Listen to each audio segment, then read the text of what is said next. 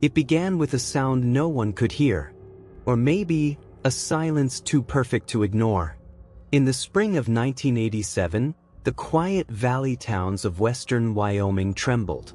Metal fences hummed without wind.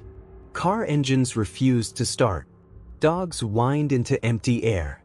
And at precisely 2:14 a.m., every radio within 50 miles fell dead, before bursting back to life, all tuned to the same frequency.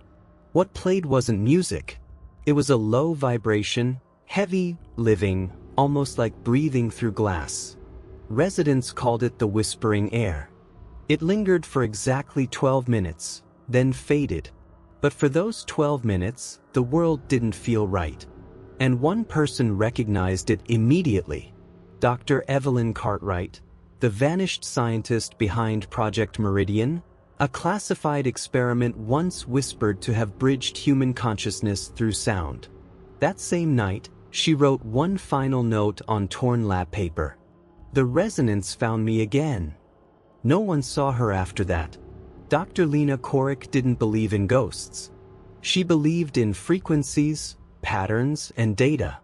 A quiet acoustic researcher working with the U.S. Geological Survey, she spent her days restoring degraded analog recordings, mapping tremors, removing static, and logging waveforms that most people would never even hear. Until one Tuesday afternoon. Her routine was simple: open a folder, digitize the tapes, clean the hum.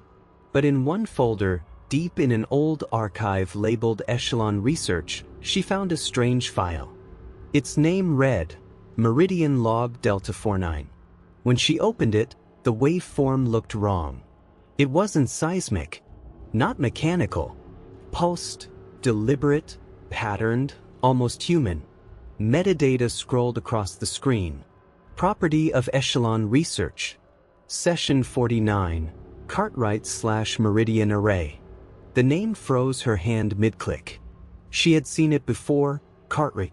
A decade earlier, while working on her master's thesis, Lena stumbled across a withdrawn journal article from 1984.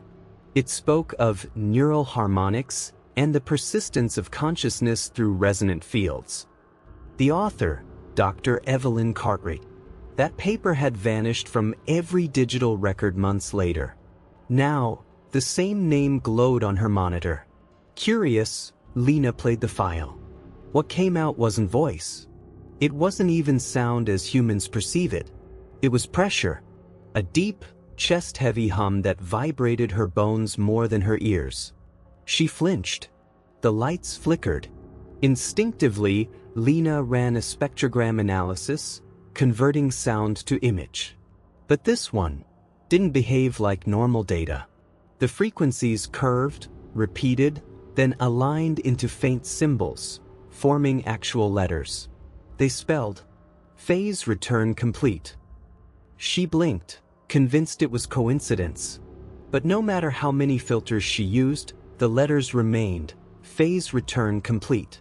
For 2 nights, Lena couldn't sleep. The phrase echoed in her mind like a whisper under static. Finally, curiosity won over fear. She decided to rebuild the pattern using the lab's frequency generator to replicate what she'd found. The setup was simple: 3 oscillators, 1 low-frequency amplifier, and a sealed sound chamber. She adjusted the wave harmonics to match the file exactly, every microtone aligned. Then she pressed play. The tone filled the room, 12 seconds of pure resonance. In the 11th second, every connected device in the lab, phones, computers, even the thermostat, synced automatically to the same frequency. And then, silence. The air thickened. The light above her desk dimmed to a soft orange pulse. A vibration traveled up the metal table, buzzing through her fingertips. Her teeth ached like tuning forks. Then came a sharp gasp. Alex Harrow, the youngest intern, collapsed mid-test. Eyes fluttering under closed lids, his pulse spiked. The EEG monitor beside him screamed with irregular, rhythmic brain activity, too synchronized to be random. "Alex!" Lena shouted, cutting the frequency. He stopped convulsing. Then, lips trembling, he whispered, "Clear, calm, and utterly wrong. Dr. Cartwright says the door was never closed." Lena froze. When Alex woke later, he remembered nothing. He said he felt like someone was standing behind my eyes, watching through him. He wasn't lying. That night, the hum returned. Lena heard it faintly under every noise, beneath the fridge, the car engine, even her breath. A low tone buried inside silence. The warning. By the fourth day, she was desperate for answers. She called the university's records division, asking about Project Meridian. The archivist's voice lowered. "You're not the first to ask. But be careful. Some files aren't supposed to wake up." He hung up. When Lena returned to her lab, her workstation was already on. The monitor flickered. A cursor blinked in a terminal window she hadn't opened. One line waited on the screen. "Session 50 ready." The next morning, Lena met with Ben Reyes, a systems technician who once worked at the municipal museum that stored old echelon archives.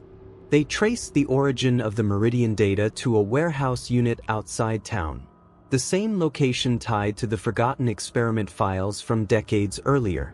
Inside, the air smelled of dust and ozone.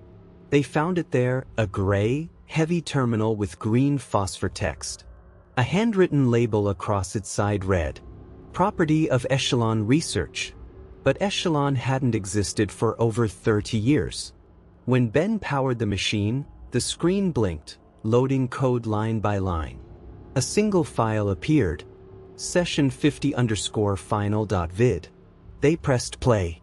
A static-filled video appeared, an empty room lit by fluorescent hum. The camera panned to a metal chair. On it lay a small pendant, identical to the one Dr. Cartwright wore in her old ID badge. Then the screen flickered. Text began scrolling. Connection established. Dr. Cartwright, present. Ben froze. She's been dead for decades. The machine emitted a low pulse, so deep it trembled through their ribs. Lena's smartwatch buzzed. The date display glitched, January 10, 1983, the day Dr. Cartwright disappeared. The monitor printed, "Subject connection stable.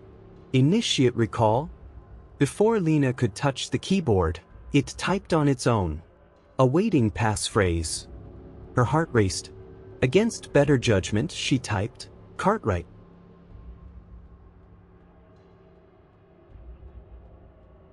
The screen brightened. A breath-like tone filled the room, almost human. Then another camera feed appeared, one that wasn't supposed to exist. A figure stood behind the chair. Faint, feminine, motionless. The terminal printed, "Will you stay?" Lena froze. She felt an invisible pull, a subtle pressure in her chest, like something reaching through the screen. Ben whispered, "We should leave." The terminal repeated, "Will you stay? Will you stay? Will you stay?" The lights cut out. Darkness swallowed the room. From the hallway, faint footsteps approached, slow, deliberate, echoing closer.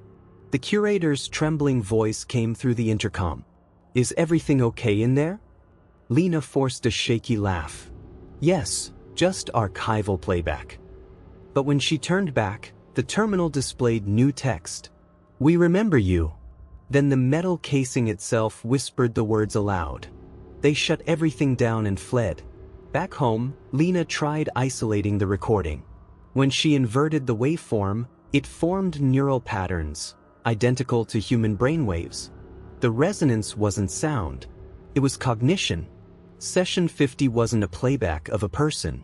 It was a reconstruction of multiple minds, folded together in frequency form, what Cartwright once called continuity through resonance. The project hadn't been about memory or telepathy. It was about preservation, capturing consciousness as vibration. And it had worked. Late that night, a new file appeared on her desktop. Post_session_note.wave. Cartwright's voice spoke softly. "We found the bridge." We dared to step across. We did not bring ourselves back. The tape ended with a pure harmonic note that made Lena's chest tighten. Then her phone rang, no caller ID. A hum came through the line. The same one. She hung up. Her laptop's camera light blinked on. The live feed showed her sitting at her desk, but the reflection smiled first. A week later, she received a small package. No sender. Inside was a pendant, Cartwright's pendant, wrapped in oily cloth. A handwritten note lay beneath it. You were not meant to wake it. And below that an address. Wyoming. Date, November 12, 2022. That night, Ben called her, voice trembling. Lena, I'm getting calls from my own number. And my reflection, it's not mine anymore. The line filled with static. Then a faint whisper. We are awake. Lena dropped the phone. Her laptop began typing on its own. You are already here. The hum in her apartment deepened, a sound that wasn't in the air, but in her blood. And somewhere far away, under the cold Wyoming wind, came that same low pulse again, the resonance that started it all. Lena whispered to herself, Dr. Cartwright, what did you do?